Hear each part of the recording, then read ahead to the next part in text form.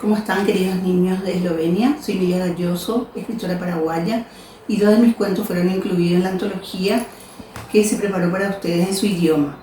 Les quiero hablar de los dos cuentos que se incluyeron, que son Martín de los Mangos y En busca de un nuevo hogar. Martín de los Mangos es la historia de un pájaro, un martín pescador, no sé cómo lo llaman en su país, que tenía la posibilidad de alimentarse de los pececitos de un estanque. Sin embargo, él prefería comer los mangos, juguetear con las flores del mangal.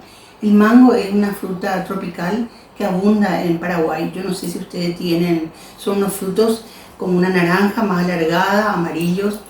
Y Martín valoraba los frutos de la naturaleza y conoció a una amiguita, una gorriona, Milagros, que jugueteaba con él. Y para Martín era más importante eso, compartir la amistad, hacer lo que le hacía feliz y jugar con sus amigos, no perjudicando a los pececitos que estaban en el estanque.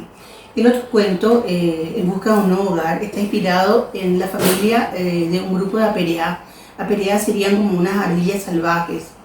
No sé si ustedes tienen en su país, acá se les llama apereá en idioma guaraní.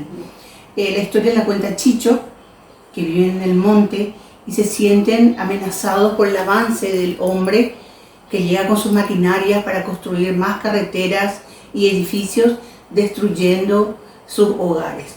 Ellos van a otro lugar, a otro monte, pero cada vez hay menos posibilidades. Espero les gusten los cuentos, les mando un gran abrazo.